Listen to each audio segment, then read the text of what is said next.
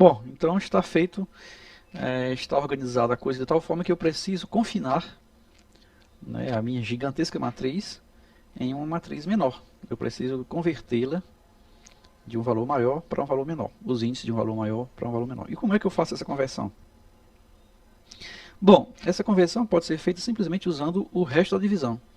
Se eu dividir um número qualquer por 5 e pegar o resto da divisão, ou seja, o módulo da divisão de 1 por 5, todos os resultados, independente de qual seja o número, estarão entre os valores 0 e 4.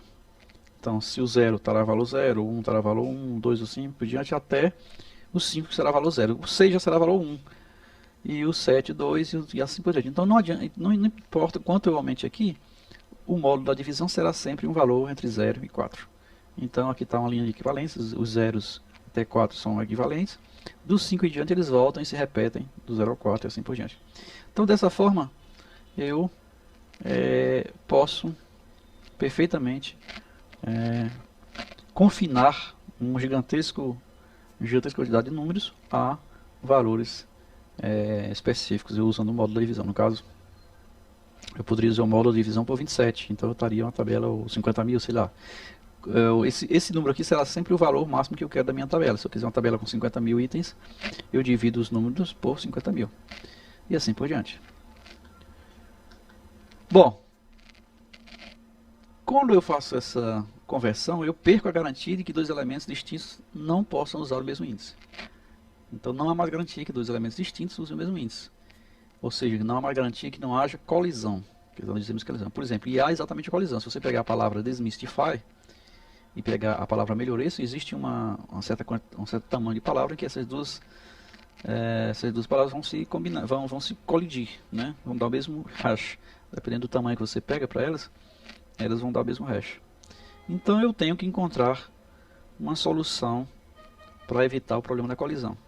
Existem duas soluções, duas classes de soluções. Uma das soluções é usar o que chama de endereçamento aberto, Open Addressing, ou uma outra solução é usar o encadeamento separado.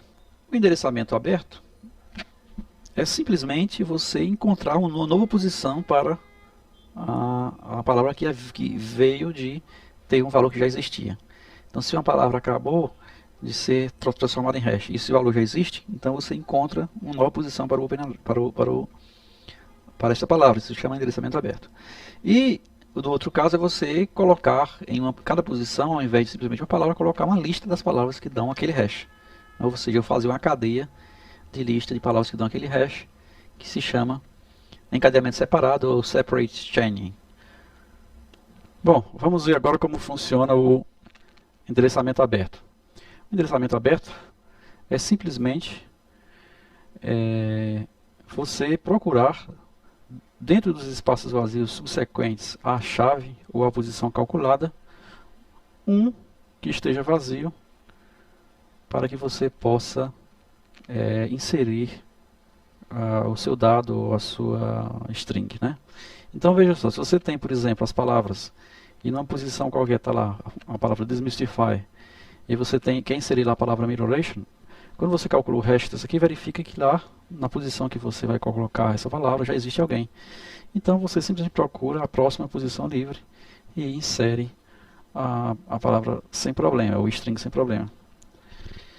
O endereçamento aberto pode ser feito de três maneiras. A busca linear, que é isso que nós acabamos de fazer, também chamado de linear probing. A busca quadrática, quadratic probing, e o duplo hashing. Então vamos ver agora cada um desses três itens separadamente. Na busca linear, como nós já falamos há pouco, consiste basicamente em se procurar um espaço vazio linearmente. Então ele a partir da posição do hash, ele vai linearmente procurando sequencialmente uma posição vazia. Encontrou uma posição livre, ele insere os dados que você está tentando inserir.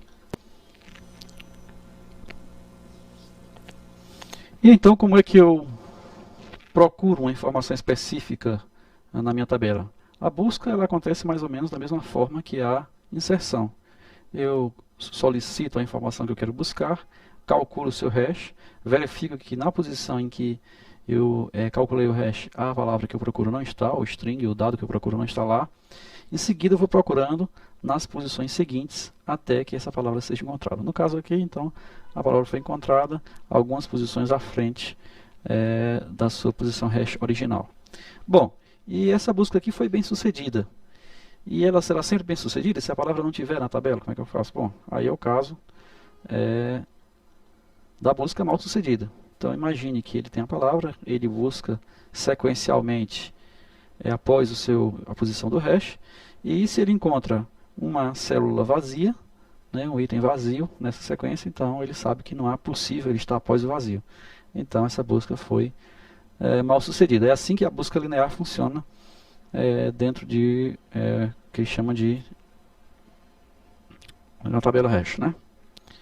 E como é que eu apago um dado? Da mesma forma, eu faço uma busca, encontro o dado, mas eu não removo fisicamente o dado, eu não deixo isso aqui em espaço de memória, eu deixo o espaço na memória e marco o item com uma palavra, com uma flag, que vai me indicar que esse item foi deletado. Ele continua ocupando a memória do computador, continua ocupando a matriz, ele está simplesmente marcando ele aqui como deletado. Porque se eu não fizesse isso, imagine que esse item a ser deletado estivesse no meio de um cluster. O que seria um cluster? Seria uma sequência de dados. Então, se estivesse no meio de um cluster, eu teria que recomprimir, né, teria que eliminar os espaços em branco. Eu teria que fazer uma rotina de compressão para eliminar os espaços em branco. E isso iria consumir memória, e com essas rotinas de compressão eu iria perder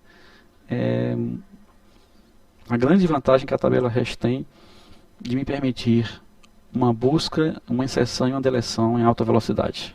Então é o melhor que eu faça a deleção apenas setando o dado como apagado, né, apenas um flag no dado como apagado. Algumas recomendações. Algumas implementações de tabelas hash não aceitam deleção, então você fique à vontade, caso necessite delas, para dizer, não, eu vou fazer um que não aceita deleção e pronto, deixo lá.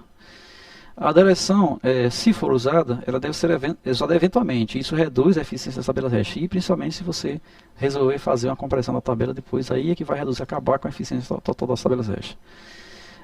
Normalmente, pode sim trabalhar com valores duplicados, mas não se deve admitir, né? É mais eficiente que ela trabalhe sem valores duplicados. É aconselhável dimensionar a tabela com o dobro da previsão do tamanho. Então você tenha uma tabela para 10 dados, você normalmente dimensiona essa tabela com 20. E é eficiente, ou seja, ela se torna eficiente até o ponto em que você utiliza no máximo 2/3 do tamanho. Então é assim que nós normalmente trabalhamos com as tabelas hash. Bom, vamos ver aqui o nosso código, nosso programa 66. Bom, nosso programa 66, ele começa aqui com uma classe item de dado, como nas aves. Nós temos o item de dado para representar o dado propriamente dito, com a função simples chamada obtém dado, né? Ele vai me representar o dado propriamente dito. E a seguir nós temos a nossa classe tabela hash. A nossa tabela hash, ela tem o construtor da classe, que está bem aqui. O construtor da classe, ele simplesmente cria uma matriz, que é a matriz hash, que é aquele vetor que nós vamos colocar todos os dados. Nós guardamos um atributo da classe, que vai ser chamado, ou do objeto, que vai ser chamado de tamanho. Então esse aqui vai guardar o tamanho da classe, o tamanho da matriz, desculpe. E nós inicializamos a matriz com os valores non, quer dizer, os valores nulos, né? Nós colocamos lá valores nonos, e a matriz inicialmente, quando ela é criada com valores nulos. Bom, aí em seguida nós temos uma série de funções. A função mostra a tabela, que simplesmente imprime o conteúdo da tabela no vídeo, desde que ele não seja vazio, none, né? Se ele não for none, ele imprime tudo no vídeo. Se ele for none, ele imprime um conjunto de strings aqui, né? Então ele pega cada valor, faz um laço aqui, e cada valor, para cada um dos valores da tabela, ele verifica se é none. Se for, ele imprime uma listinha de asteriscos. Se não for, ele obtém o dado e imprime o dado que ele obteve lá, o número que está compondo lá a nossa tabela. Bom, em seguida de imprimir isso aqui é só para visualização, melhorar a visualização. A seguir nós temos a função hash. A função hash, o único objetivo dela é calcular o hash do nosso dado. No caso aqui, o nosso dado vai ser numérico. Então, para calcular o hash do nosso dado numérico, que aqui vai ser apresentado pela chave, nós simplesmente fazemos o módulo da divisão pelo tamanho. Então, é simplesmente dividir esse número aqui pelo tamanho e calcular o módulo da divisão, o resto da divisão, que nós obtemos a posição desse número na tabela hash. Muito simples.